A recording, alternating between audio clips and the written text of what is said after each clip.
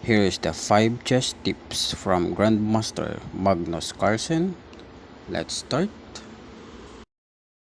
Life is like chess. If you don't see yourself as a winner, then you cannot perform as a winner.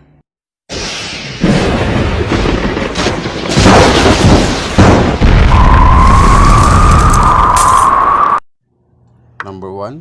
Play chess as much as possible. Number 2. Reading chess books.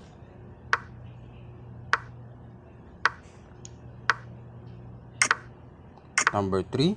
Learn the basic mating techniques.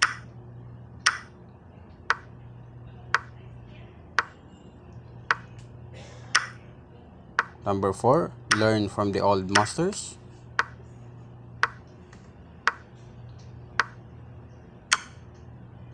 Number 5.